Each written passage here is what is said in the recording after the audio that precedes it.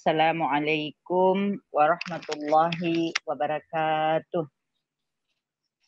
Alhamdulillahirabbil alamin wa bihi nasta'in wa ala umuri dunya waddin wassalatu wassalamu ala asrofil anbiya'i wa mursalin wa ala alihi wa sahbihi ajma'in. Amma ba'd. Bismillahirrahmanirrahim. Segala puji hanya bagi Allah Ta'ala. Alhamdulillah wa syukrulillah.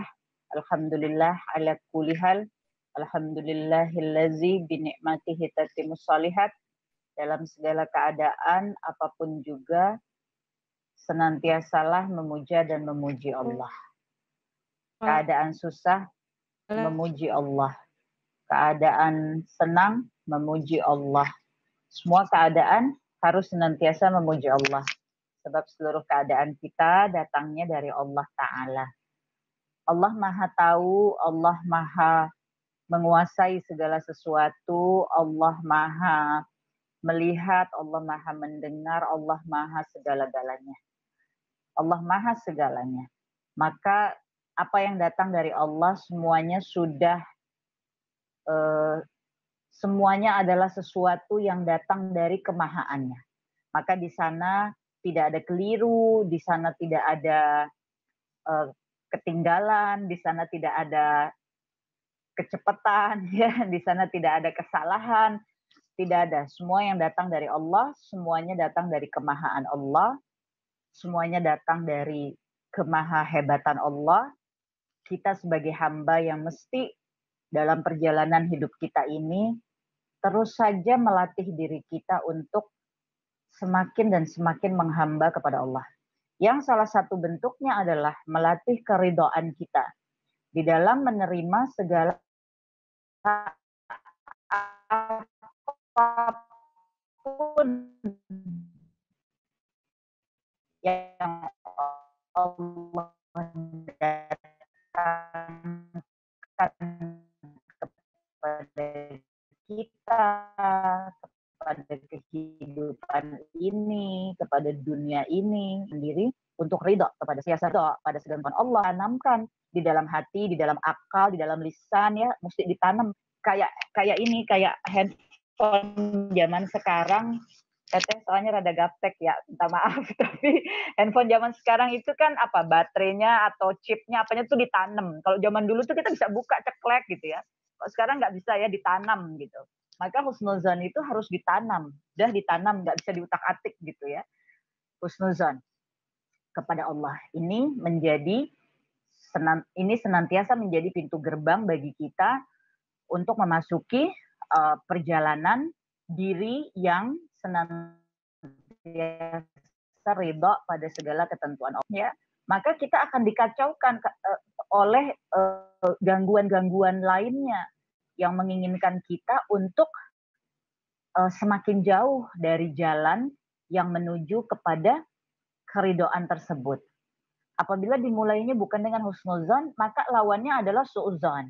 Dan su'uzon ini betul-betul talbisnya iblis, betul-betul jebakannya setan, ya. Dan kelanjutannya itu akan membuat kita semakin tersesat daripada jalan yang menuju kepada keridhaan Allah dan jalan melatihkan diri kita ridho kepada Allah. Oleh karenanya, tanamkan husnuzon, ya, latihkan terus husnuzon. Kita diberi panca indera oleh Allah Ta'ala, kita diberi fisik, kita diberi kekuatan, ya, kita bisa menyaksikan kekuatan kita sendiri, ya, mengangkat barang itu sebuah kekuatan. Manusia bisa berpikir untuk mengambil mutiara dari dasar lautan, menerbangkan burung besi ke udara, ya. Allah tuh beri kita kemampuan itu gitu. Dan kemampuan itu it's not only about fisik, itu bukan hanya soal fisik, tapi Allah beri akal, Allah beri perasaan, ada kekuatan yang Allah berikan. Nah, bagi orang-orang beriman, kekuatan itu mesti dipergunakan lagi untuk mengajak dirinya semakin menghamba kepada Allah Subhanahu wa Ta'ala, ya. Kalau kita tidak menggunakan kekuatan itu, maka setan yang akan senantiasa menjadi pemenangnya gitu ya. Kita ya harus senantiasa menggunakan kekuatan itu di dalam medan perjuangan ya, ketika kita disimpan oleh Allah di muka bumi ini. Insya Allah mudah-mudahan ikhtiar kita yang sungguh-sungguh ya di dalam memperjuangkan diri kita untuk senantiasa ridha kepada ketentuan Allah dan untuk senantiasa meluruskan niat kita ingin mencapai ridhonya Allah, insya Allah seluruhnya itu yang mendatangkan terus-menerus pertolongan Allah kepada kita. Karena pertolongan Allah is there gitu ya, standby. Ya Allah, innallaha ma'ana, tidak pernah kemana-mana. Tapi ada caranya untuk mengambil pertolongan-pertolongan itu. Kita ingin memetik jambu, pohonnya tinggi. Kita ingin memetik rambutan, pohonnya tinggi. Kita ingin memetik cabai, pohonnya rendah. Kita ingin memetik rumput, pohonnya di bawah. Kita ingin memetik ilalang, itu semua ada caranya ya agar apa yang kita petik itu bisa kita dapatkan dan hasil petikan itu baik. Jangan mati buahnya, jangan mati pohonnya misalnya. Maka pertolongan Allah ya itu standby ada, tapi ada caranya untuk memetiknya ya. Nah, cara memetiknya itu tadi tanamkan husnuzon ya. Latih terus keridhaan kita kepada segala sesuatu yang Allah takdirkan ya pada diri kita, pada kehidupan ini ya. Menjadi hambanya Allah yang diciptakan sama Allah itu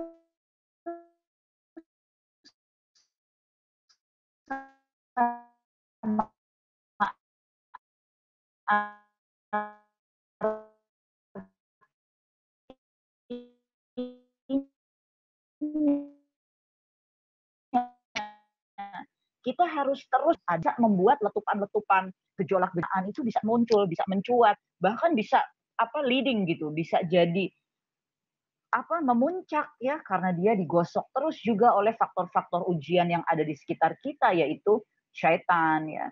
Oleh sebab itu kita yang harus menolong ya keadaan diri kita. Kita yang mesti melawannya. Sama seperti ketika Allah menceritakan kepada kita Nabi Musa alaihi salam terjepit di pinggir Laut Merah, ya kalau secara fisik dan kasat mata sudah terjebak di pinggir Laut Merah, yang kejar beliau adalah bapak angkatnya sendiri. Bapak angkatnya pada saat itu adalah raja di raja yang paling berkuasa di muka bumi ini. Mana yang dikirim bukan cuma pasukan, Fir'aunnya ikut serta gitu memimpin pasukan tersebut. Kalau pakai bahasa kita mah ya udah deh mati deh gua gitu ya kalau kata orang Jakarta. Udah selesai deh gitu ya, udah nggak ya mau gimana lagi gitu ya. Mau seperti apa. Tetapi Allah menceritakan kepada kita tentang bagaimana Nabi Musa alaihi salam menanamkan husnuzon dan tidak menggantinya dengan apapun juga bahkan pada keadaan yang paling terjepit sekalipun. Karena seluruh keadaan apapun yang kita hadapi ya, seperti pandemi ini, ketika kita merasa terjepit, ketika kita merasa susah, ketika kita merasa bingung, ketika kita harus apa keputusannya, bagaimana ketika para ahli masih menguji begini begitu, ketika pemerintah juga masih trial and error dengan terusnya segala keadaan yang membingungkan ini. Semuanya juga datang dari Allah ya. Semua pada saat kita terjepit, Allah itu tahu kita sedang terjepit. Bahkan Allah yang menempatkan kita di sana gitu. Sehingga pada titik itu kita harus mencari ke dalam diri kita bagaimana membongkar perlawanan kita kepada Allah. Bagaimana membongkar segala penolakan-penolakan kita kepada Allah. Bagaimana membongkar segala ketidakterimaan kita kepada Allah. Itu yang kita mesti bongkar gitu ya. Supaya tidak ada hijab ya, tidak ada hijab di dalam relasi kita dengan Allah Subhanahu wa taala. Sebab Allah ini maha. Allah ini zat yang maha. Kalau maha itu tidak boleh dilawan, apalagi oleh zat seperti kita yang diciptakan oleh Allah, diciptakannya dari air yang hina ya, dari tanah gitu. Terus kita mau ngelawan sama Allah, astagfirullahaladzim. Ibaratnya kalau pakai bahasa sehari-hari, udah nggak ada dia di rumusnya kayak begitu gitu ya. Itu udah nggak ada rumusnya, udah nggak nyambung sama sekali gitu rumusnya. Sehingga Apabila kita menghadapi suatu keadaan dalam hidup ini dan kemudian ada rasa perlawanan yang muncul dari dalam hati kita, kok gini sih? Kok aku dibeginikan sih? Kok keadaannya susah amat? Kok seperti ini? Yang mesti dilawan itunya, ya. Jangan biarkan diri kita tenggelam di sana. Itunya yang mesti dilawan. Karena apabila kita membiarkan diri kita tenggelam di dalam perasaan-perasaan itu, pikiran-pikiran itu, maka kemudian kita seperti nyebur gitu, seperti terjun ke dalam jebakannya iblis. Dan mereka zat-zatnya iblis ini, surah Al-A'raf ya, ayat 10 sampai ayat 17. Zatnya iblis ini pokoknya dari segala penjuru bagaimana caranya dia akan bikin kita tersesat. Udah gitu aja rumusnya. Ya, apalagi kalau kitanya menyerahkan diri, kita khawatir, lalu kita menyerahkan diri kita kepada kekhawatiran tersebut, maka kita nyemplung gitu ke dalam jebakannya iblis ya.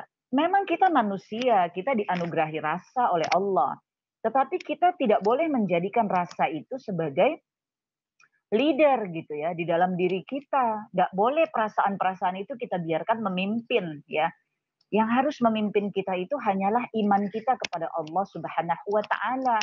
Dan di dalam iman ini termaktub tentang bagaimana kita terus-menerus thalabul ilmi agar kita paham Allah maunya apa gitu. Allah maunya kita seperti apa.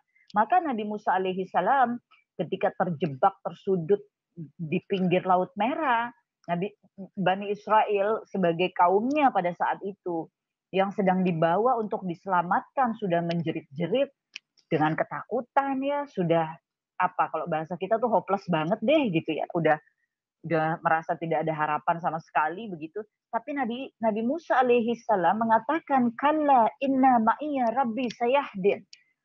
Beliau mengatakan sekali-kali tidak akan mungkin Allah meninggalkan hambanya yang menghamba kepada Allah. Nabi Musa alaihissalam mengatakan, Tuhanku pasti memberi petunjuk kepadaku.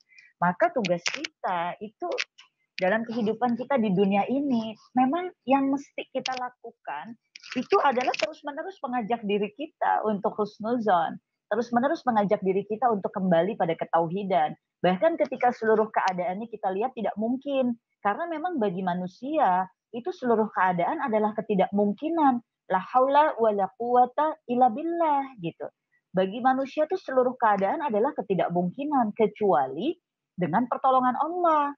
Seluruh kita hari ini kita punya rumah, kita punya pakaian, kita punya cadar, kita punya handphone, kita punya kuota, kita punya uang dan seterusnya kita jualan kita dipesan orang, kita galang sedekah, jamaah mau nitipkan sedekah pada kita. Kita kira semuanya karena kita. Bukan, karena Allah menolong kita gitu. Maka hidup kita ini sama sekali tidak ada sama sekali kita ini tidak ada, tidak bisa, tidak punya. Isinya kita ini seluruhnya adalah pertolongan Allah. Dan kalau sudah demikian, maka apakah masih pantas dari dalam diri kita ada perlawanan kepada Allah Ta'ala? Sama sekali tidak pantas. Oleh karenanya, apabila kita dihadapkan pada keadaan yang sulit, keadaan yang membingungkan, keadaan yang menyedihkan, paling awal memang Adz-Dzariyat 50, fafiru ilallah. Balik kepada Allah, balik dengan sepenuh usaha kita, dengan sepenuh hati kita, legakan, lapangkan hati kita. Biarkan Allah berbuat apa saja yang Allah mau gitu. Karena Allah berhak. Allah mau memberi, Allah berhak. Allah mau mengambil, Allah berhak. Allah mau membanyakkan, Allah berhak. Allah mau mencabut, Allah berhak. Allah berhak atas segala sesuatu. Jadi ini ini baru mukadimah tapi juga masuk ya ke dalam materi. Insya Allah mudah-mudahan mukadimah tafakur kita pada pembukaan kajian bersama Humaira dan DT Peduli Surat Solo ya, mengingatkan kembali kepada kita semua, wabil khusus diri Teteh sendiri, bahwa sesungguhnya seorang makhluk yang bernama manusia, isinya adalah ketiadaan. Dia menjadi ada karena Allah menolongnya. Dan sebab Allah memberikan segala bentuk pertolongan kepada diri kita sebagai makhluk yang bernama manusia, maka tugas manusia ini betul-betul menyerah, totally surrender, totally menyerah kepada Allah. Itulah Islam. Islam menyerah kepada Allah gitu ya. Dan inilah kita disimpan di dunia ini untuk diuji oleh Allah bagaimana kita menegakkan keislaman kita. Insya Allah mudah-mudahan ini bisa menjadi semangat bagi kita dan menyemangati satu sama lain ya di tengah keadaan yang sedang kita hadapi ini.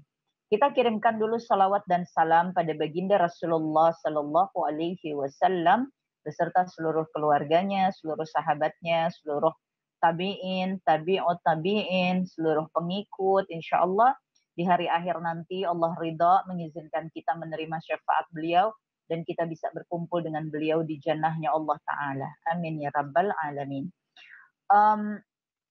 Materi pagi hari ini ya menata hati di tengah ujian pandemi. Teteh garis bawahi 3 poin saja, hati, ujian, dan pandemi. Pertama tentang hati. Nabi Shallallahu Alaihi Wasallam beliau sudah mengatakan bahwa dalam diri setiap hamba itu ada segumpal daging yang apabila dia baik, baik semuanya, apabila dia buruk, buruk semuanya. Daging itu bernama hati. Ya. Pada kajian kitab Ihya Ulumuddin oleh Al-Imam Al-Ghazali, beliau mengatakan karena berangkat dari hadis yang disampaikan oleh Nabi Shallallahu Alaihi Wasallam, maka hati itu adalah raja dalam suatu bentuk jasad kemanusiaan seperti kita. Rajanya itu harus berada pada hati, ya. Hati itu harus menjadi kendali dari seluruh keadaan diri kita. Hati dia menjadi bagian dari suatu zat pada diri kita yang rohaniah. Karena manusia ini makhluk monodualisme. Dia bagaikan satu, tapi dia selalu zatnya dua. Zat rohaniah dan zat yang jasad. Ya. Hati dia tempat rasa. Maka di dalam hati itu ada iman. Karena iman ini tentang yakin. Iman ya artinya yakin, suatu keyakinan yang kuat, yang kokoh. Itu bagian dari rasa. Nah, rasa tempatnya ada di dalam hati, ya. Hidup berdegupnya kehidupan pada tubuh kita itu ada pada jiwa, ya. Ada pada jiwa. Nah, keduanya ini adalah hal yang sifatnya rohaniah pada diri kita, bukan yang sifatnya jasad. Maka ketika Nabi Shallallahu Alaihi Wasallam mengatakan bahwa dalam diri setiap hamba ada segumpal daging, jika dia baik-baik semuanya, jika dia buruk-buruk semuanya.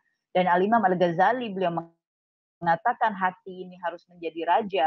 Dengan demikian kita mengambil sebuah kesimpulan bahwa ketika kita berada dalam kehidupan dunia ini, dunia interaksi langsungnya dengan kita itu dengan yang jasad. Tapi hidup di dunia tidak boleh mendahulukan yang jasad. Mesti yang rohaniah. Karena pemimpinnya ada di situ. Pemimpin kehidupan ini ada pada yang rohaniah. Ketika yang rohaniah ini ditinggalkan, ketika yang rohaniah ini tidak dibina, ketika yang rohaniah ini tidak dipelihara, maka dunia isinya hanyalah bongkahan manusia yang bergerak bukan dengan hati yang terjaga, tetapi dengan hati yang diliputi oleh hawa nafsu, ya. Diliputi oleh penyakit-penyakit hati, diliputi oleh berbagai macam keinginan-keinginan. Ini akan menimbulkan kecelakaan pada diri manusianya dan pada kehidupan dunia ini. Dengan demikian ketika kita bicara menata hati, sudah menjadi suatu keniscayaan ya. Melihat juga kepada Al-Quran misalnya surah An-Nahl ayat 78 Allah mengatakan bahwa Allah menjadikan kita lahir ke dunia ini dalam keadaan tidak tahu apa-apa ya. Lalu kemudian Allah yang memberikan pendengaran, Allah yang memberikan penglihatan dan hati. Untuk apa? Di sana Allah menyebut agar kalian bersyukur.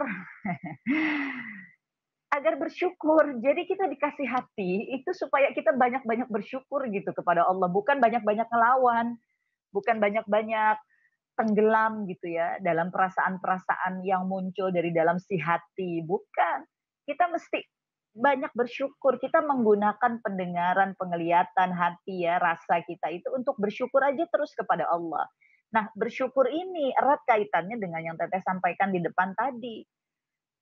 Rumusnya husnuzon. Sudah, Nabi seperti contoh Nabi Musa alaihi salam husnuzon. Husnuzon. Kalla, nggak mungkin kata Nabi Musa. Tidak mungkin, sekali-kali tidak. Allah Tuhanku pasti akan memberi petunjuk kepadaku. Husnuzonnya Nabi Musa alaihi salam, ya. Keadaannya udah terjepit seperti itu menunjukkan perilaku bersyukur Nabi Musa kepada Allah Ta'ala. Udah dikejar-kejar Fir'aun, hidupnya udah begitu susah. Nabi Musa kan dari bayi sampai dewasa terus saja, waduh segala macam rupa-rupa peristiwa kehidupannya. La haula wala quwata illa billah. Tetapi beliau tetap husnuzan kepada Allah. Inilah sikap orang-orang yang bersyukur. Senantiasa husnuzan kepada Allah. Dan ternyata Allah memberikan panca indera kepada kita. Dan juga rasa atau hati itu memang untuk digunakan bersyukur kepada Allah Subhanahu wa taala. Dengan demikian, ketika rasa hati kita mulai mencuat, ada rasa marah pada keadaan, ada rasa tidak terima kepada takdir, sadarlah kita bahwa kita sedang disusupi oleh jebakan iblis gitu. Sehingga kita mesti cepat-cepat istighfar. Kita mesti cepat-cepat zikrullah. Oleh sebab itu pada surah Ar-Ra'd ayat ke-28 Allah mengatakan alla bizikrillahi tatmainul qulub, hanya dengan zikrullah maka hati itu akan menjadi tenang. Dia akan menjadi tenang, dia akan menjadi tentram, dia akan menjadi landai. Oleh sebab itu sekali lagi menata hati, tatalah hati kita dengan zikrullah ya. Agar zikrullah ini mengantarkan kita kepada husnuzon. Dan sikap sifat husnuzon ini menandakan di hadapan Allah kita punya sikap bersyukur ya. Dan apabila sikap bersyukur ini telah terbina pada diri kita sebagai hamba Allah, maka surah Ibrahim ayat 7, barang siapa yang bersyukur Allah akan menambah-nambah nikmatnya. Inilah prosesnya, prosedurnya untuk mendapatkan terus pertolongan Allah gitu. Menambah-nambah nikmat ini maknanya di sana ada pertolongan ya, ada berbagai pertolongan dan ternyata salah satu rumusnya adalah yang disebutkan dalam ayat ini itu bersyukur. Bersyukur itu tentu dimulai seluruhnya dengan husnuzon ya. Husnuzon dipelihara dengan zikrullah. Itulah proses kita di dalam menata hati kita. Maka kunci pertama menata hati adalah zikrullah ya.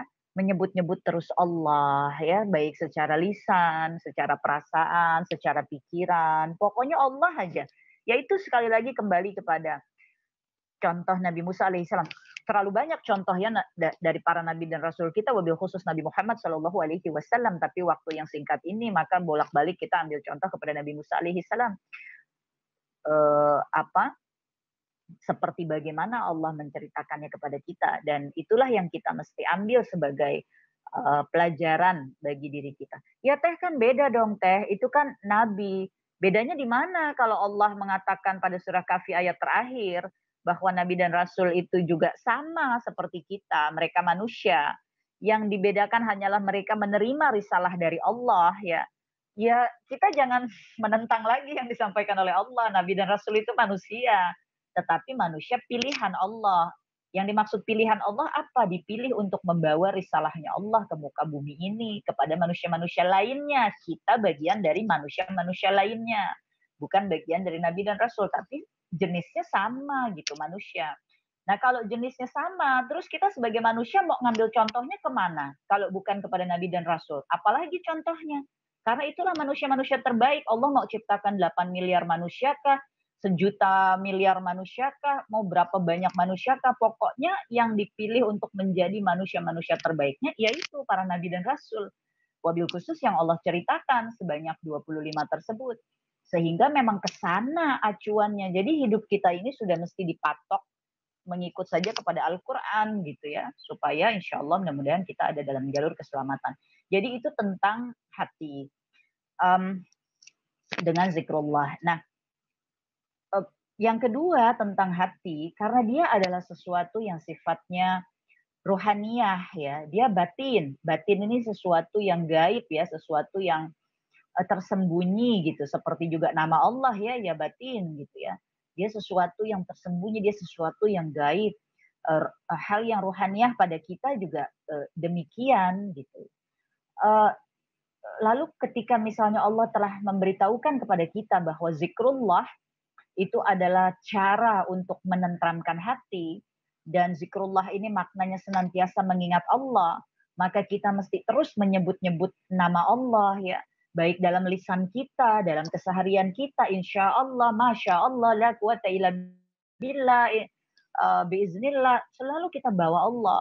Lalu dalam pikiran kita ketika kita dibelokkan misalnya oleh setan, aduh tapi kan emang ini susah banget, aku mentok nih harus apa lagi, maka kita mesti kembalikan, ada Allah, ada Allah, ada Allah gitu. Nanti sama setan kan dibelokkan lagi.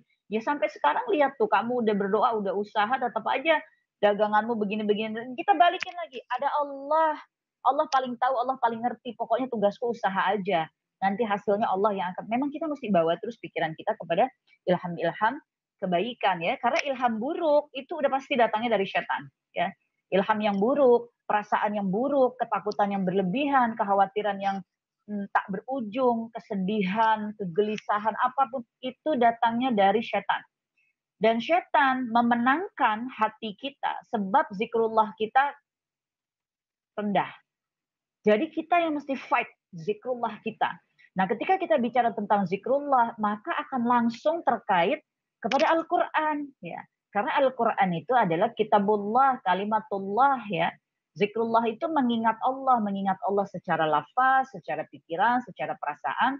Dan ketika kita ingin terus mengingat Allah, maka kita mesti terkoneksi dengan perkataannya Allah, yaitu Al-Quran. Maka secara singkat, sebab keterbatasan waktu untuk menata hati, kuncinya ada pada zikrullah dan ada pada Al-Quran. Ya. Dua hal itu dulu. Ya, tentu saja seluruh ibadah lainnya yang mahdah, ibadah yang sifatnya mahdah antara kita dengan Allah, seluruhnya itu adalah proses kita terus untuk menata, membersihkan, dan menguatkan hati. Zikrullah dan Al-Quran itu dua poin utama yang jangan sempat kita tinggalkan di dalam ikhtiar kita menata hati. Karena menata hati itu bukan satu proses dengan terminologi waktu tertentu yang sekian waktu, lalu abis itu dia statis. Oh, nggak seperti itu. Hati itu dipakai terus, jadi tidak ada sesuatu yang statis. Dia akan terus dipakai, dipergunakan. Maka zikrullah itu membersihkan, menenangkan lagi. Quran itu membersihkan, mengobati, menenangkan lagi. Sampai nanti Allah panggil kita pulang. Allah selesaikan segala ikhtiar perjuangan kita di muka bumi ini. Nah, sepanjang itu pula lah kita berjuang terus untuk menata hati.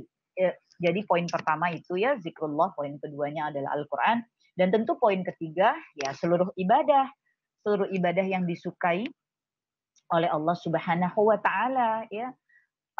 Mengapa? Sebab pada surat Talak ayat kedua, ketiga, keempat, kelima, pada ujung-ujung ayat-ayat tersebut ya, Allah Subhanahu wa taala terus mengulangi bahwa orang-orang yang bertakwa, maka Allah akan memberikan mereka jalan keluar. Orang-orang yang bertakwa, Allah akan mengirimkan rezeki pertolongan dari arah yang tidak diduga-duga.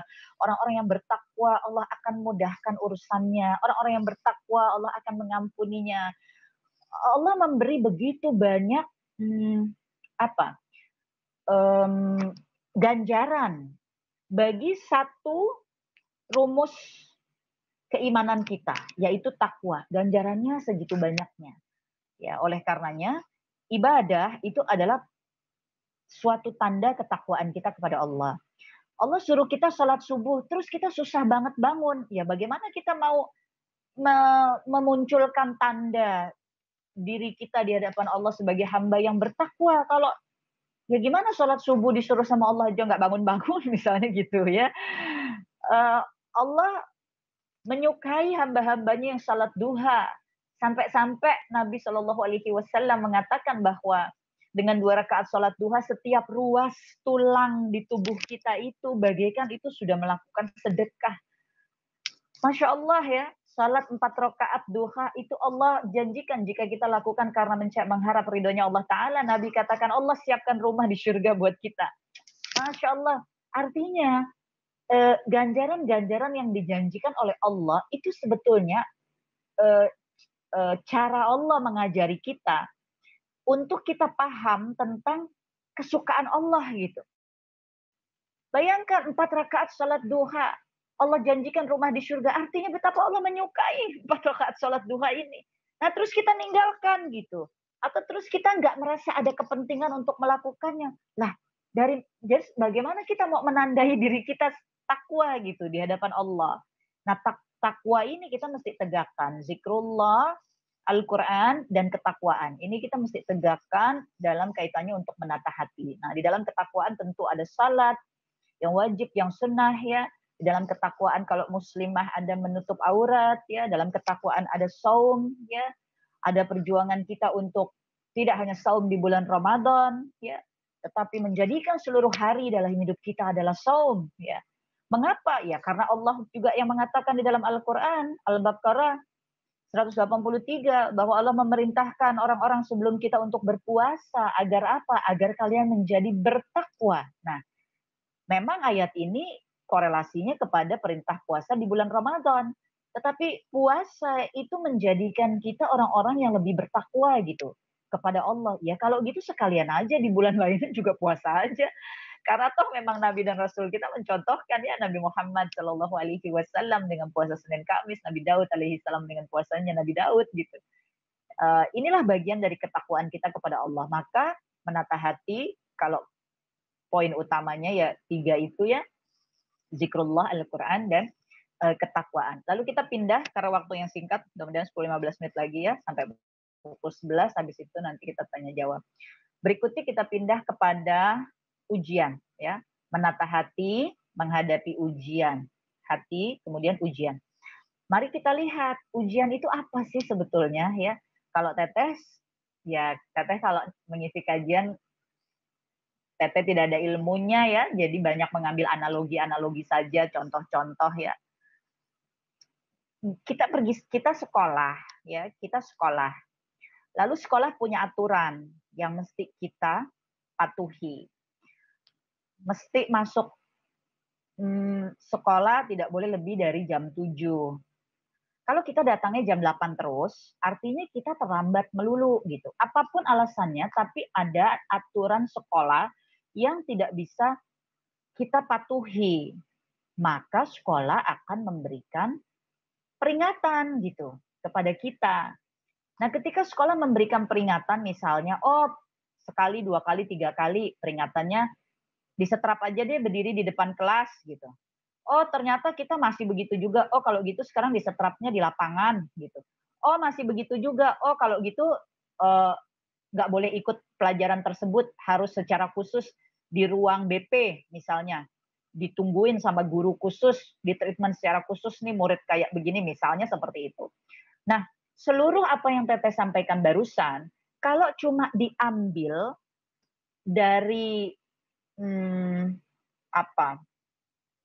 diambil dari pola pikir emosional, maka kita akan mengatakan itu semua hal yang tidak menyenangkan. Anak dihukum disetrap di depan kelas, anak dihukum disetrap di lapangan, anak dihukum disetrap nggak boleh kumpul sama teman-temannya, belajar dipisahkan di ruang khusus. Itu kan sesuatu yang tidak menyenangkan. Tapi apakah sesuatu yang tidak menyenangkan itu maksudnya untuk menghancurkan anak tersebut? Kan tidak gitu ya. Itu satu proses yang dilakukan untuk justru memperbaiki anak tersebut gitu. Lalu kita pindah lagi kepada analogi berikutnya supaya cepat ya, efisien, efektif waktunya. Analogi berikutnya, kita sekolah. Setiap hari kita belajar, kita patuh pada aturan, datang jam 7, pulang jam 2 ya. Kemudian kita di kelas rajin dengerin guru, kemudian kita rajin nyatet ya. Kemudian kita nggak pernah bandel, kita sopan sama guru ya. Kita hormat sama guru, kita ke sekolah bajunya rapi, kaos kaki rapi, selalu bersih, kita di kelas nggak pernah bikin keributan, pokoknya Masya Allah, kita menjadi murid yang mengikuti tata tertib sekolah gitu.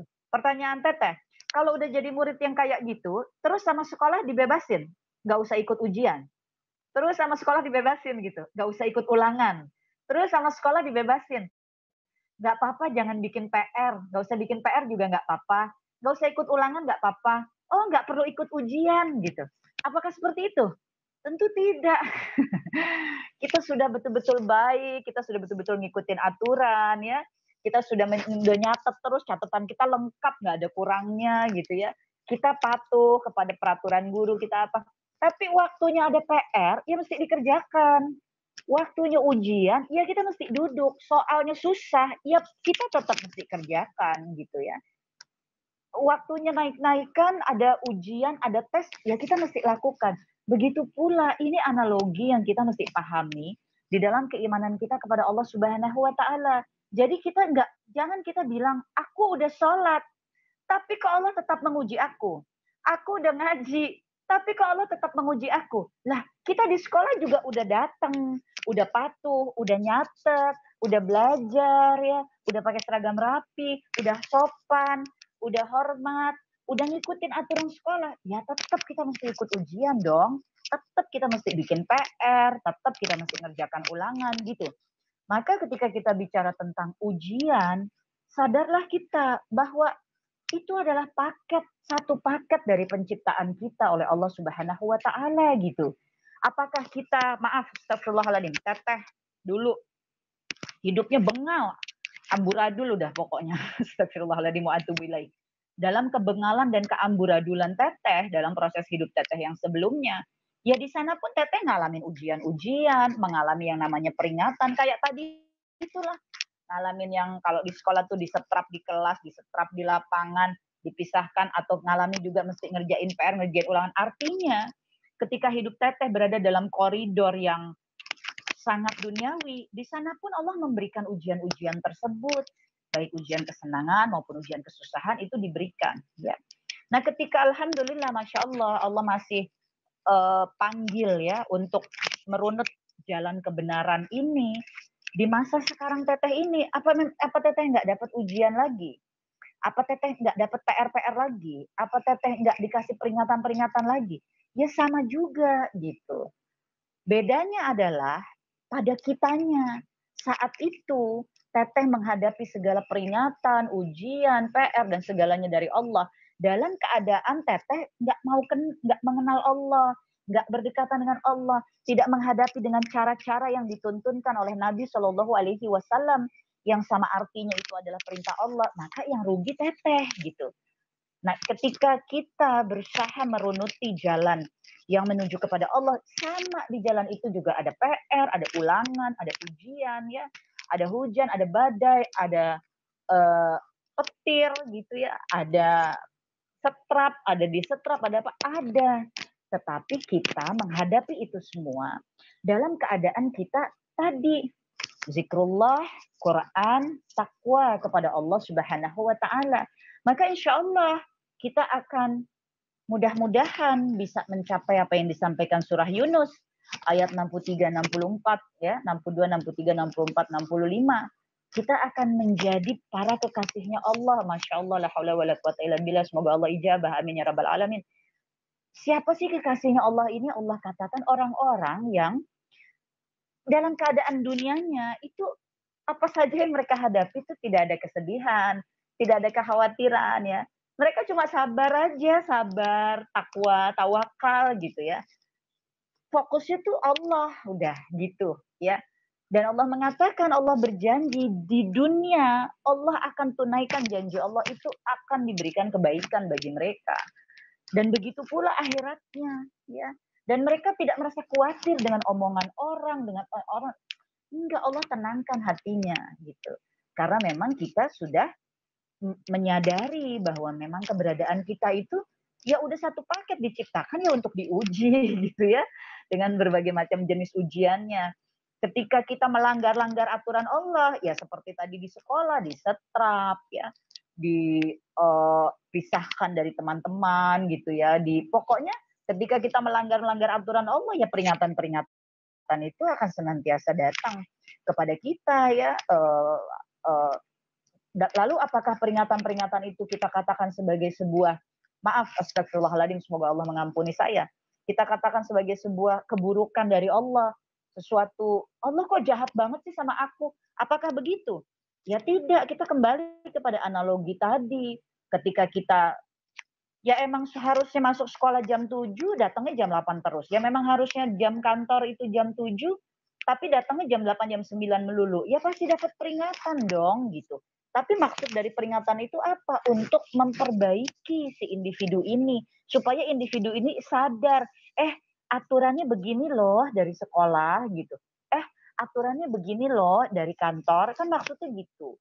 Jadi peringatan-peringatan Allah kepada kita, apapun bentuknya yang kita rasa susah, sulit, itu maknanya karena Allah mau ngingetin sama kita gitu ya. Ngingetin lagi tentang aturan-aturan Allah, ngingetin lagi tentang hakikat diri kita sesungguhnya siapa. Ya kalau kita murid, ya kita ngikutin aturan sekolah gitu. Tapi kitanya nggak mau, ya udah biarin aja aku mau datang jam 8, maka dikasih peringatan, dikasih hukuman supaya kita sadar, aku murid ini sekolah, aku mesti ikutin aturan sekolah. Hatta aku datang pakai mobil Mercedes-Benz keluaran tahun 2027, kan sekarang baru 2020, mobilnya udah 2027. Udah keren banget gitu ya ibaratnya.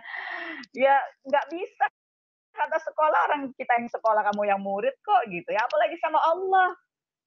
Ya kalau bahasa Teteh mah, emang lu kira lu siapa gitu kan, kata Allah kan gitu ya, siapa yang maha, siapa yang memiliki, siapa yang dimiliki gitu ya. Ya kira-kira seperti itu. Jadi pada baris kedua judul dari tema kita pagi hari ini, menghadapi ujian, mari kita pahami dulu bahwa ujian ini seluruhnya adalah kebaikan dari Allah ya. Ketika bentuk ujiannya itu tidak menyenangkan, maka artinya Allah sedang mengingatkan kita atas pelanggaran-pelanggaran yang kita lakukan. Ketika ujiannya itu bentuknya adalah suatu keharusan seperti tadi PR, ulangan ya, ujian itu suatu keharusan yang kita mesti tunaikan, yaitu gunanya juga untuk kebaikan, untuk mengangkat derajat kita. Nah ini kita mesti pahami tentang peringatan, ujian, ya musibah. Seluruhnya itu adalah kebaikan dari Allah. Tidak ada yang bukan kebaikan. Baik, sampai di sini ya tentang ujian. Dan mengenai hal ini kita bisa mengkaji ya dari tafsirnya surah Al-A'raf ayat 168, surah Al-Anbiya ayat ke-35 gitu ya. Allah menyampaikan ini kepada kita. Terakhir, sebagai penutup, pandemi. Ini simple saja sebetulnya kok dari Teteh. Tentu kita semua terdampak. Teteh ngomongnya kayaknya santai-santai aja, Teteh mungkin nggak terdampak. Nggak mungkin. Semua terdampak. Ya, semua terdampak. Ketika ekonomi suatu negara atau ekonomi dunia itu goncang, ya semua yang tinggal di dunia terkena dampaknya gitu ya. Apalagi sekarang goncangannya begitu tiba-tiba terjadi. Ibaratnya nih kalau mobil ya, kalau mobil nih kita lagi nyetir, ya dia ngerem mendadak gitu, gitu, ngerem mendadak. Kan goyang semuanya di dalam mobil, malah bisa terguling-guling, barang pada jatuh apa segala macam gitu. Ibaratnya tuh analoginya seperti itu. Ini keadaan yang tiba-tiba, kok tiba-tiba dunia jadi begini gitu ya. Kemarin-kemarin kita berapa tahun? Umur kita berapa? Ada yang umurnya 40, ada yang umurnya 35, ada yang umurnya 50. Perasaan kita 45 tahun atau 40 tahun hidup. Astagfirullahaladzim. Ya Allah, inilah kita manusia.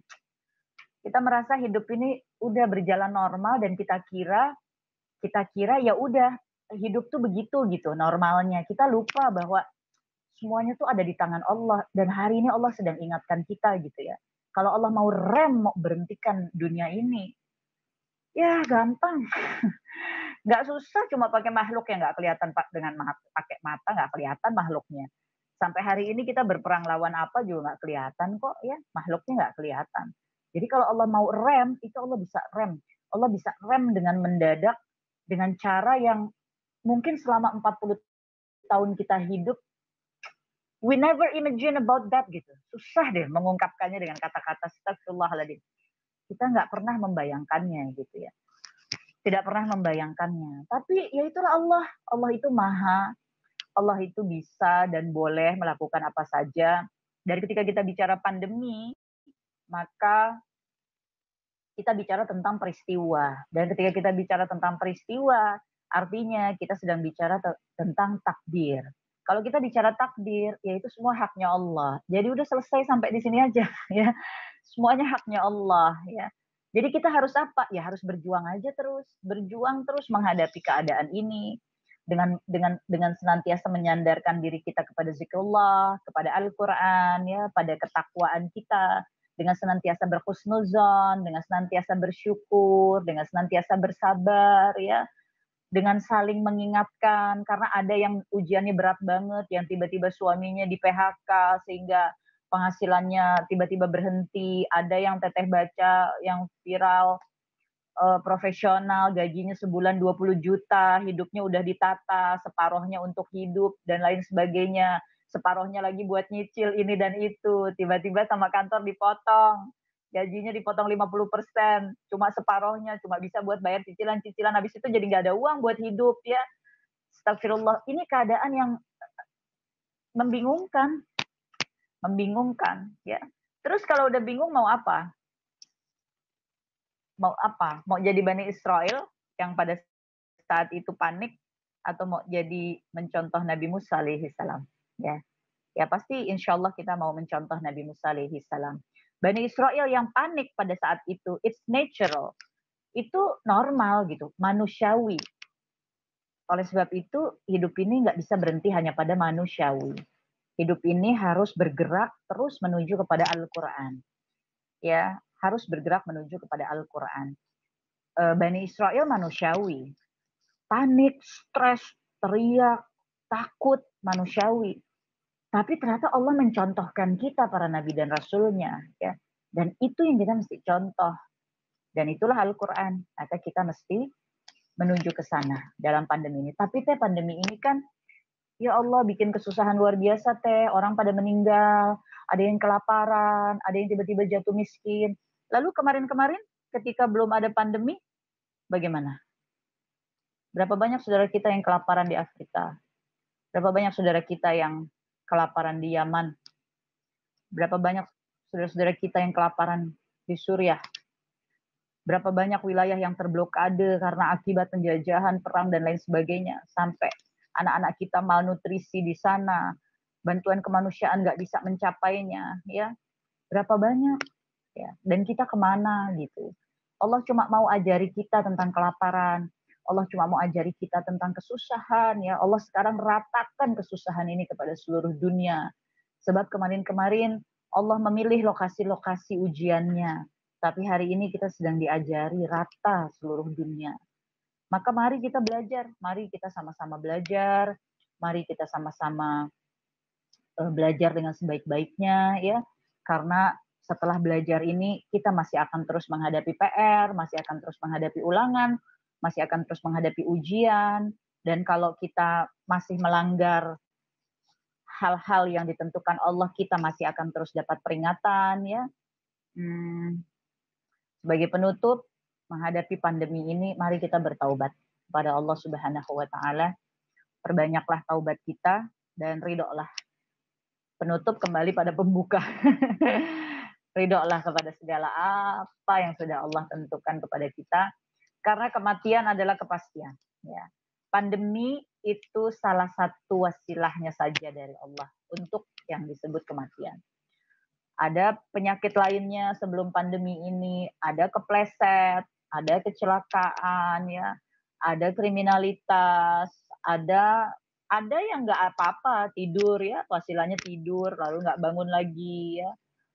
Ada yang la haula wala quwata illa billah ya. Karena kematian itu kepastian, tapi caranya itulah hak Allah. Maka menghadapi pandemi ini bertobatlah kepada Allah Ta'ala, cepatlah kejarlah berbagai macam ketakwaan yang kita bisa tunaikan dalam masa-masa ini. Karena memang kita semua tidak tahu. Barangkali memang kita bagian yang takdirnya menjemput kematian lewat pandemi ini, wallahu alam. Ya. Barangkali kita bagian yang lolos dari pandemi ini, wallahu alam. Tapi apakah kita wafat di pandemi ini atau kita lolos dari pandemi ini, tidak ada yang berubah. Seluruhnya sama, yaitu kita harus jaga iman, kita harus bertakwa, kita mesti terikat pada Al-Quran, tidak boleh tinggalkan zikrullah, ya. Jadilah manusia yang bermanfaat bagi manusia lainnya. Jadi apakah kita akan menuju kepada kematian di pandemi ini atau kita akan melewatinya dan survive karena kita masih diberi umur oleh Allah? Tidak ada bedanya bagi hamba yang beriman tidak ada bedanya. Dia harus tetap berjuang, dia harus tetap berjihad, menjaga imannya, menjaga takwanya, jaga zikrullahnya, jaga Qur'annya, dan jaga taubatnya, serta jagalah kemanfaatan dirinya bagi sesama manusia dan bagi ukhuwah Islamnya. Mungkin itu dari Teteh. Wallahu a'lam bishawab. Maaf lahir dan batin. Sekarang pukul 11, mungkin masih ada waktu tersisa 20-30 menit. Saya kembalikan dulu kepada Ukhti Iin. Tafadhal.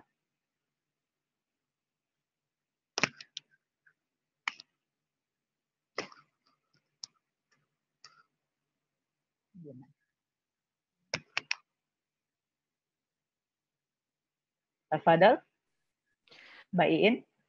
Masya Allah.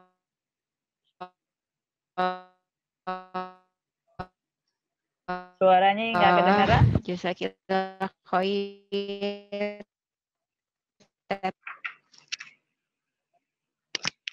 Suaranya nggak kedengaran.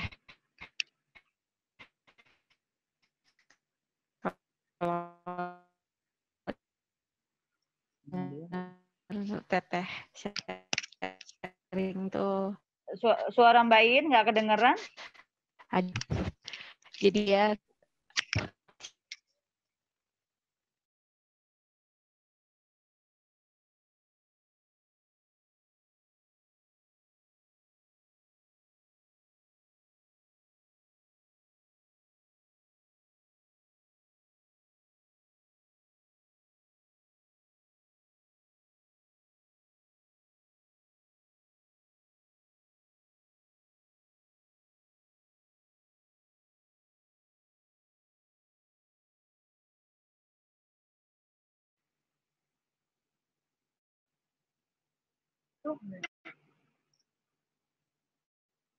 Nggak, katanya nggak ada mulutnya. Suaranya nggak kedengeran di WA.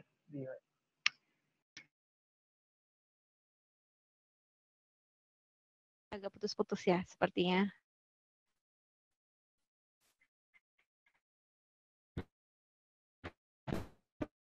Cek Teteh. Kedengaran ya suara saya? Masya Allah, pada pagi hari ini beriman.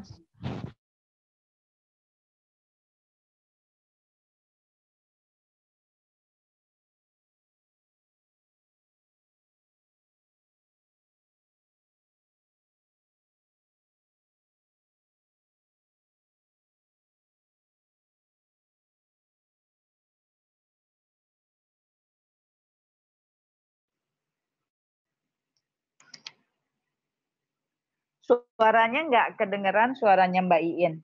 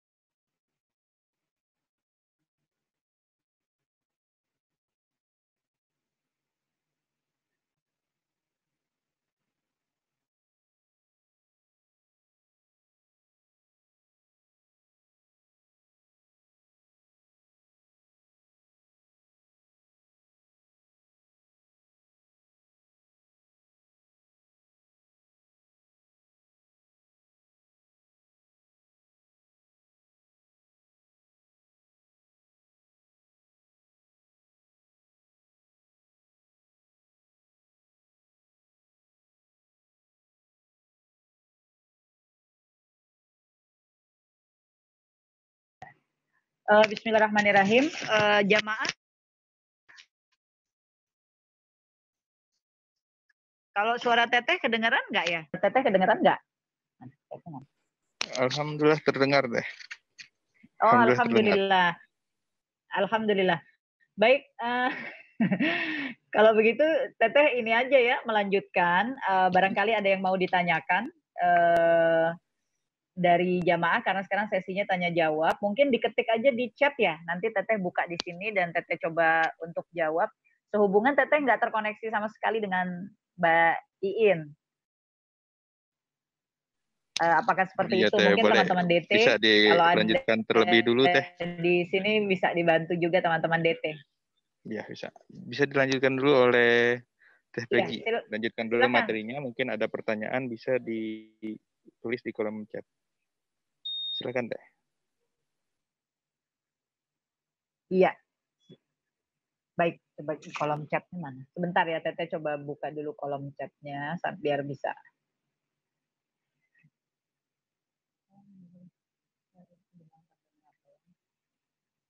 Oh ya, baik.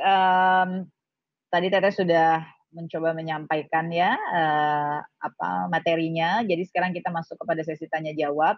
Silahkan yang ada pertanyaan bisa diketik di chat. Nanti dibantu juga teman-teman DT kalau masih tidak terkoneksi dengan Mbak Iin ya, Mbak Iin dari Humaira. Sambil menunggu pertanyaan, mungkin Teteh juga ingin mengingatkan kepada kawan-kawan semuanya setelah kita melewati Idul Fitri, kita akan segera menuju kepada Idul Adha ya. Dan jangan lupa, sangat mungkin bahwa ketika nanti kita menghadapi Idul Adha, insya Allah, biiznillah Allah masih berikan umur, situasi dan kondisi ekonomi Indonesia dan dunia yang terdampak oleh wabah COVID-19 ini mungkin belum berada dalam kondisi yang pulih ya. Oleh sebab itu akan masih banyak saudara-saudara kita yang juga terdampak gitu ya dengan sangat substansial. Sebab itu jangan menunggu nanti. Mari kita persiapkan sejak sekarang untuk urun tangan kepada saudara-saudara kita siapkan korban kita, dan tentu berkorban ini bisa kita laksanakan sendiri, tetapi juga afdol jika kita mengumpulkannya bersama-sama lewat lembaga seperti Darut Tauhid Peduli ya. Ya insya Allah Teteh juga setiap tahun ya dengan Hadijati Foundation ya, lembaga Teteh, dan ada banyak lembaga-lembaga lain. Wabil khusus dengan Darut Tauhid Peduli, silahkan nanti diminta informasinya karena flyernya Teteh yakin sudah ada. Darut Tauhid Peduli, sebaran korbannya itu sudah luas, baik di Indonesia maupun di berbagai negara lainnya, di berbagai benua di muka bumi ini, wabil khusus negeri-negeri Muslim yang masih terjajah, tertindas, yang sangat membutuhkan uluran tangan. Mari kita siapkan dari sekarang, karena kita pun semua terdampak oleh keadaan ini, maka kuatkan doanya kepada Allah, agar Allah masih izinkan kita menjadi hambanya yang dibukakan pintu sebagai pemberi ya, yang menolong gitu ya, kepada saudara-saudara kita yang lain yang membutuhkan. Silahkan teman-teman DT nanti juga bisa di-share ya tentang program korbannya. Udah ada pertanyaan yang masuk? Cek. Kedengeran nggak ya suaranya Teteh? I'm back. Kembali lagi sinyalnya, maaf ya. Sinyalnya mungkin agak piknik. Baik. Jazakillah khair Teteh sharingnya tadi, dan tadi sudah diinfokan sama Teteh tentang info kurban dari Darut Tauhid Peduli. Sekarang kita buka sesi tanya jawab ya Teh. Sudah ada beberapa pertanyaan yang masuk, gimana Teh? Iya, silakan. Ini ada yang tadi Teteh minta diketik di chat karena tadi Ya. Lagi terputus dari Mbak Iin. Silahkan di chat, Siap. dibuka di chatnya. Mana dia? Ini pertanyaan pertama. Assalamualaikum Teteh, bagaimana mencikapi sikap seseorang yang sudah mengerti agama tapi tidak mau belajar dari ilmu agama yang dia mengerti? Beliau Muslim jadi selalu merasa benar karena berpengaruh juga dalam sikap menghadapi situasi pandemi ini.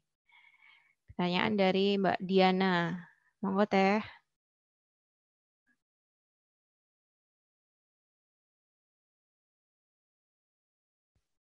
Bagi teman-teman yang lain bisa langsung klik di kolom Q&A aja. 2 pertanyaan lagi. Dipersilakan.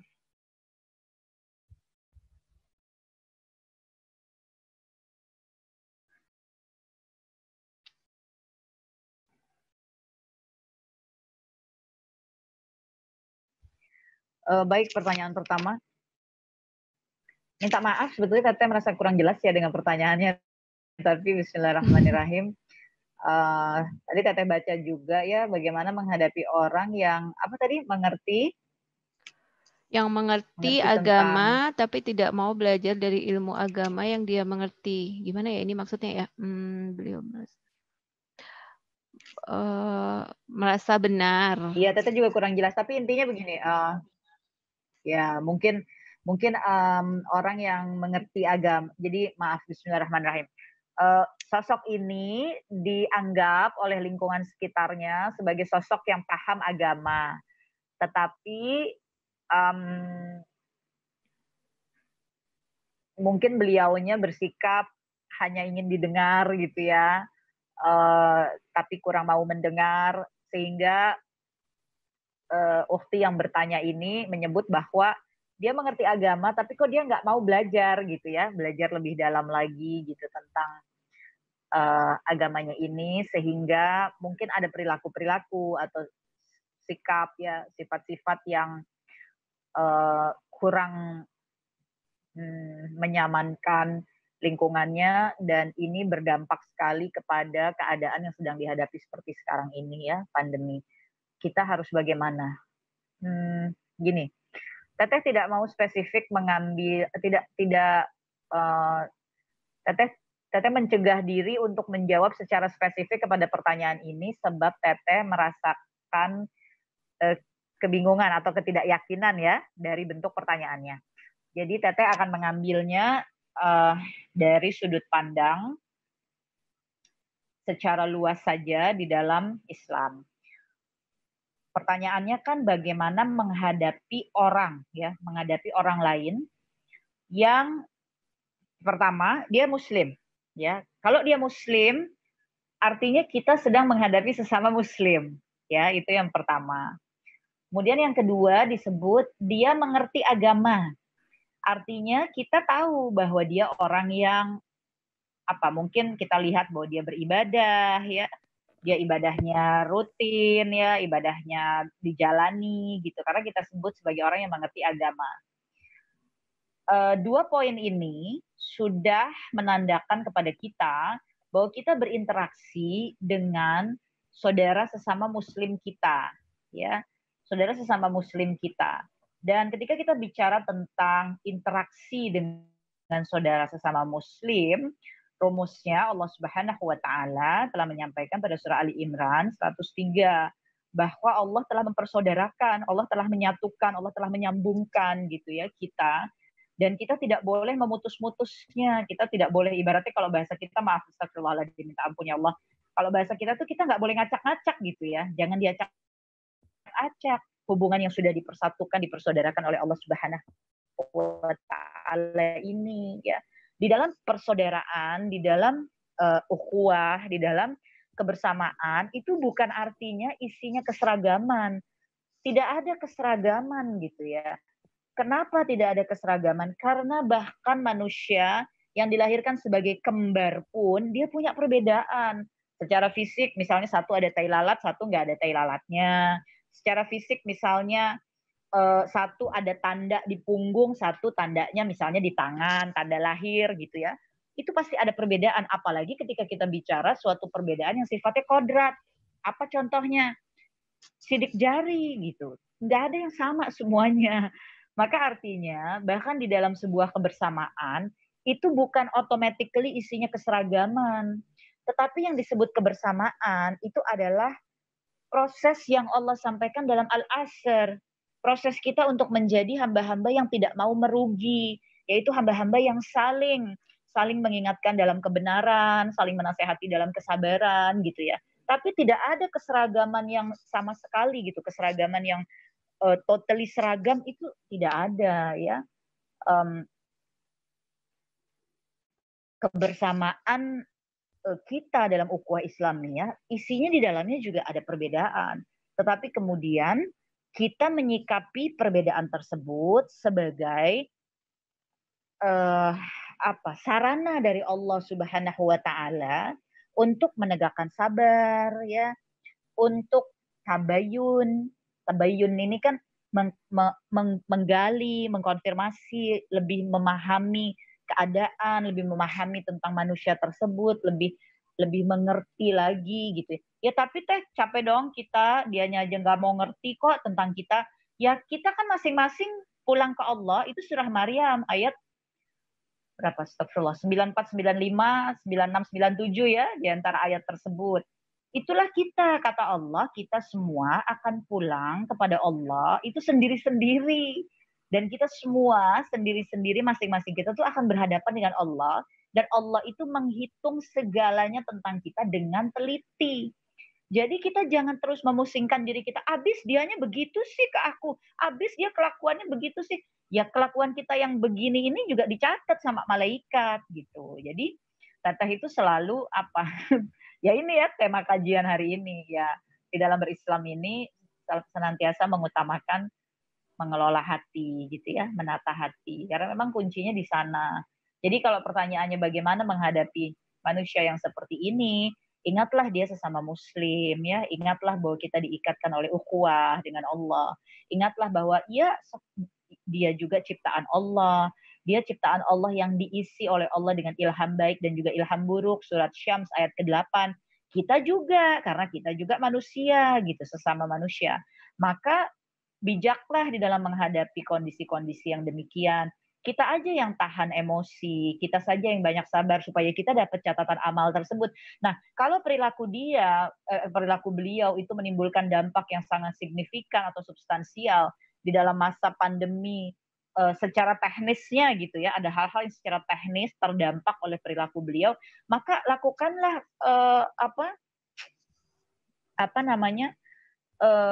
musyawarah gitu dengan yang lain-lain untuk menghadapi keadaan ini. Karena berjamaah itu hadisnya muttafaq alaih. Allah memerintahkan kepada Nabi dan Nabi memerintahkan lagi kepada kita gitu. Ya kalau ada satu yang seperti ini, lain seperti apa kita mesti menghadapi dan tenggelam dalam iblis. Perilaku dia menimbulkan dampak buruk bagi keadaan sedang kita hadapi. Bukannya kita mencari solusi secara syar'i, tapi kita tenggelam pada keadaan ini. Orangnya misalnya ya, kita terus tersebut situasi apa mau apa gitu. Kok hidup ini kayak apa, nyanyiakan waktu. Jangan lupa Allah sudah mengatakan demi masa seluruhnya itu merugi, kecuali yang mana. Nah, yang kecualinya ini ada 4 poin ya. Insya Allah kita sudah memahaminya bersama ya. Ya kira-kira seperti itu. Wallahu a'lam bishawab. Tafadhol selanjutnya. Pertanyaan kedua. Pertanyaan selanjutnya dari Mbak Mercy. Kadang kita sudah bisa menerima kondisi qadarullah, tapi supaya kondisi keluarga juga kondusif, bagaimana kita mengajak keluarga untuk bisa menerima qadarullah tersebut? Pertanyaan kedua itu Teh. Bagaimana bisa mengajak keluarga juga untuk bisa menerima keadaan? Baik, bismillahirrahmanirrahim.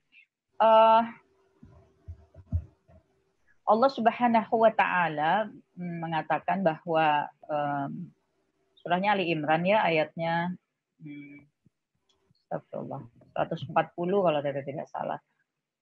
Allah mengatakan bahwa keadaan kita tuh di dunia tuh akan selalu dipergantikan. Kejayaan, kejatuhan itu akan selalu silih berganti. Jadi ketika misalnya hari ini Ukhti Mercy menghadapi suatu situasi ya, qadarullah ya, ketentuannya Allah, dan Ukhti Mercy sudah berada dalam keadaan yang insya Allah bisa menerimanya. Tapi kemudian keluarga tidak bisa menerimanya. Maka Ukhti Mercy mesti lebih dulu muhasabah ya, sabar gitu ya. Kenapa?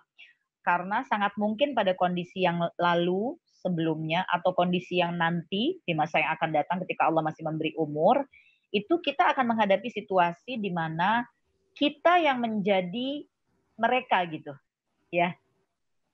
Mungkin saja kita yang menjadi mereka, kita yang menjadi pihak yang sedang tidak sanggup menghadapi suatu qadarnya Allah.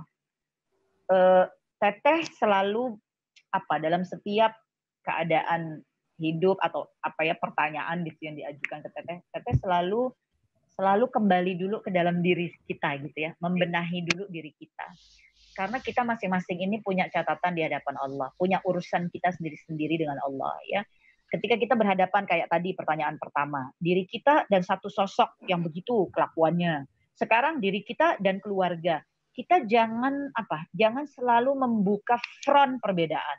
Kita harus lebih dulu masuk ke dalam diri kita dan merasa menyadari bahwa sangat mungkin bahwa pada waktu yang lainnya akulah yang akan berada di posisi itu. Sehingga kita lebih mendorong diri kita untuk empati, bukan hanya simpati ya. Keluarga kita belum bisa nerima situasi ini. Kalau kita tidak membawa diri kita kepada simpati dan empati, maka kita akan selalu merasa seperti berada di dua jalur yang berbeda. Kita serasa berseberangan gitu dengan keluarga. Mereka tuh gimana sih? Udah tahu keadaannya begini, bukannya diterima ini. Susah amat sih berusaha nerima takdir Allah, susah banget sih bersabar aja gitu-gitu ya. Kita jadi seolah-olah tuh kita kayak berbeda jauh gitu dengan keluarga kita. Insya Allah tidak seperti itu cara menyikapinya ya. Insya Allah tumbuhkanlah rasa empati bahwa keluarga kita saat ini berada dalam keadaan berat untuk menerima takdirnya Allah dan kita memahami itu gitu ya. Dan kita bersyukur kepada Allah bahwa Allah telah melapangkan hati kita.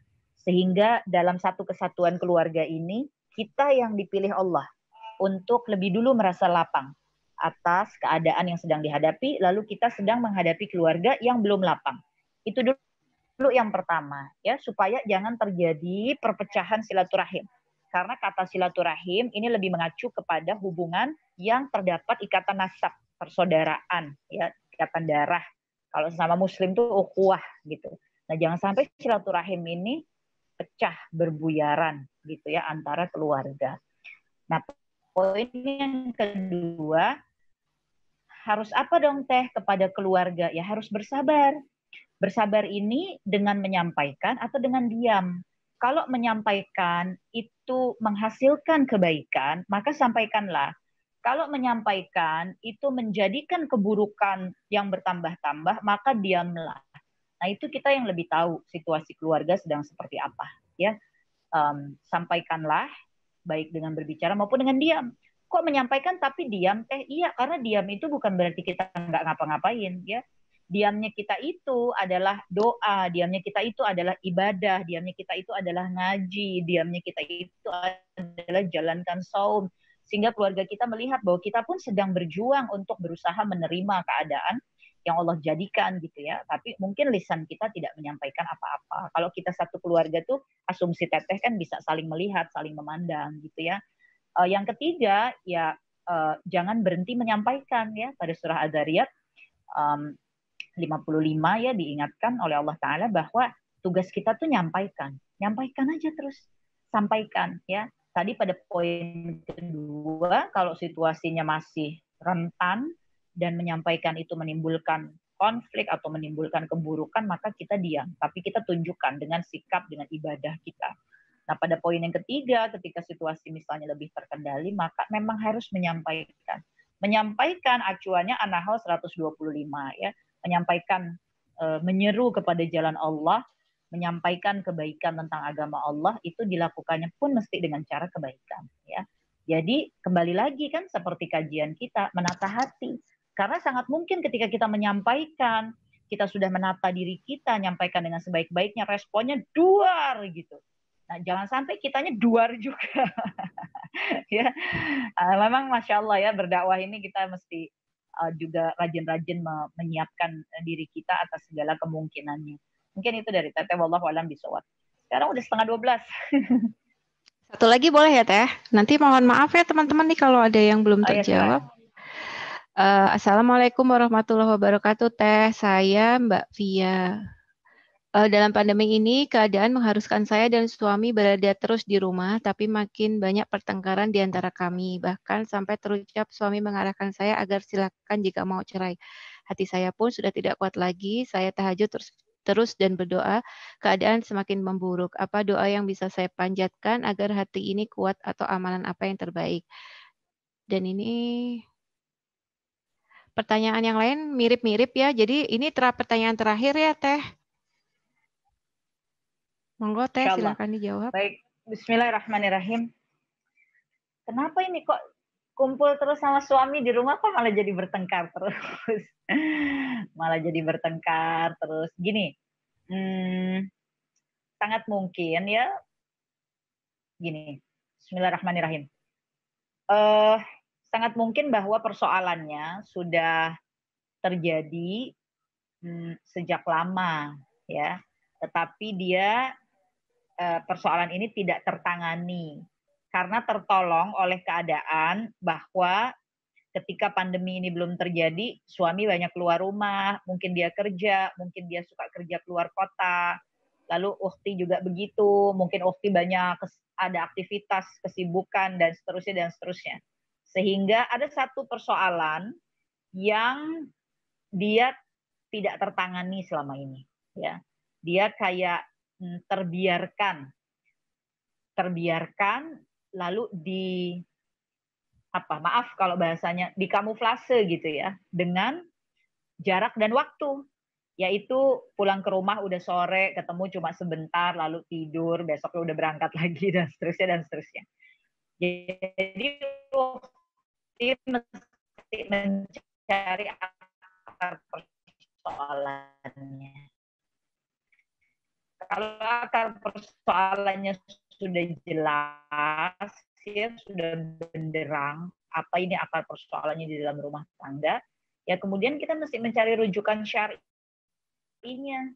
Bagaimana menangani persoalannya. Teteh hanya ingin menghindari, melulu, terus jadinya kita sering ribut.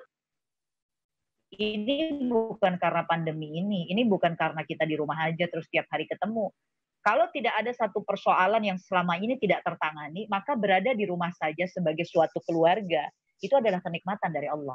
Ya, kita bisa menjalankan ibadah sama-sama, punya banyak waktu untuk diskusi, punya banyak waktu untuk bermanja-manja, ini ada persoalan yang tidak tertangani. Entah apa, entah misalnya memang ada perilaku-perilaku ukhti misalnya yang suami selama ini sebetulnya kurang pas, ya, lalu atau sebaliknya ada perilaku-perilaku suami atau keduanya itu ya ada hal yang kita mesti cari apa gitu. Nah, hal ini harus ditangani secara syar'i. Dan di dalam menangani pernikahan secara syar'i, memang perceraian itu paling ujung karena Allah murka atas perceraian. Tetapi jika memang kajiannya secara syar'i mengatakan bahwa sudah waktunya perceraian itu terjadi, ukhti pun tidak boleh down. Mengapa? Karena halal. Masya Allah memang, Masya Allah ya. Apa ketentuan Islam tentang perceraian ini memang Masya Allah. Masya Allah. Dia tidak boleh menjadi keputusan yang serta-merta karena Allah murka kepadanya. Tapi ketika prosesnya sudah dijalani, kajiannya sudah sampai bahwa memang secara syar'i juga yang terbaik dan dibolehkan untuk terjadinya perceraian atas kajian-kajian terhadap persoalan-persoalan yang terjadi dalam rumah tangga, individu yang terlibat di dalamnya itu tidak boleh down, tidak boleh saling menjelekkan, tidak boleh saling membongkar aib, tidak boleh menjadikan permusuhan, pertengkaran, dan seterusnya. Mengapa? Karena yang sedang dikerjakan adalah sesuatu yang halal, tapi dimurkai oleh Allah. Maka harus sangat hati-hati dalam menjalaninya. Kalau terjadi juga perceraian tersebut, maka sandaran kita kepada An-Nisa 129, 130. Barang siapa yang dia harus sampai berai dari rumah tangganya, dan kajiannya ya tentang ayat ini, semua prosesnya itu dilakukan secara syar'i, maka Allah katakan Allah menjamin karunia kepada keduanya. Jadi itu saja yang Teteh bisa sampaikan ya, karena Teteh tidak tahu secara mendasar persoalannya apa yang dihadapi, pertengkarannya disebabkan oleh apa, hanya saja sudah pasti bukan karena pandemi ini. Ya. Menurut Teteh begitu, sudah pasti bukan karena pandemi ini. Karena pandemi ini baru 3 bulan dan PSBB-nya mungkin 2 bulan, sebagian wilayah malah ada yang baru 1,5 bulan. Artinya di dalam rumahnya itu ya mungkin 2,5 bulan ini, lalu bagaimana dalam 2 bulan ujungnya jadi cerai gitu ya. Ini pasti sudah ada persoalan yang berkepanjangan dari sebelumnya, tapi tidak ditangani atau tidak tertangani. Mari Ukhti, kalau pertanyaannya amalan apa yang saya mesti lakukan ya, ya yang tadi kita sudah kaji. Tatalah hati dengan zikrullah ya, perkuatlah kedekatan Ukhti dengan Al-Quran ya, tegakkan ibadah-ibadah kepada Allah sebagai tanda ketakwaan Ukhti kepada Allah, bukan sebagai sarana meminta apa yang Ukhti ingin dari Allah. Ini beda. Memang ini agak tipis ya batasannya. Kita memang minta harus sama Allah, tapi bukan mengatur Allah. Ya, bukan mengatur Allah. Dan ketika Ukhti berada dalam keadaan urgensi yang luar biasa pada hidup Ukhti seperti ini, ibadah yang Ukhti lakukan itu mesti bentuk ketakwaan Ukhti kepada Allah. Coba berusaha untuk membersihkannya. Jangan ibadah karena aku sholat, karena aku nggak kepengen rumah tanggaku cerai. Aku tahajud karena aku sedang dirundung masalah. Ini mesti dibersihkan. Ukhti mesti melakukan seluruh ibadah itu sebagai ketakwaan Ukhti kepada Allah Subhanahu wa taala. Sehingga apapun nanti hasil dari ibadah Ukhti ya, insyaallah Ukhti tetap lapang. Apakah rumah tangga diselamatkan, apakah ternyata, tapi Ukhti tetap keutamaan yang kita mesti. Tidak boleh dia dipengaruhi oleh situasi apapun. Susah imannya futur, nggak boleh. Ya, senang imannya lalai, nggak boleh. Jadi inilah modal utama kita untuk pertemuan kita dengan Allah Subhanahu Wa Taala. Allahu a'lam bishawab. Itu saja dari.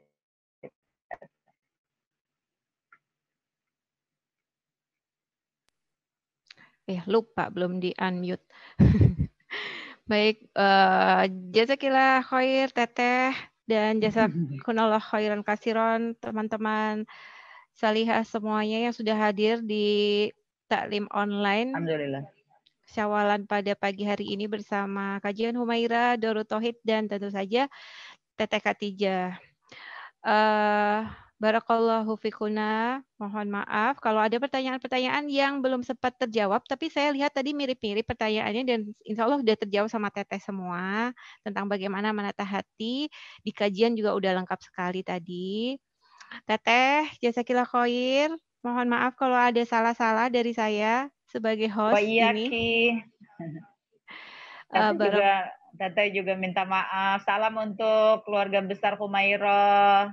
Semuanya baik, kangen disampaikan. Ya. Secara fisik belum dipertemukan lagi oleh Allah, tapi ketemu terus dalam doa ya, insya Allah.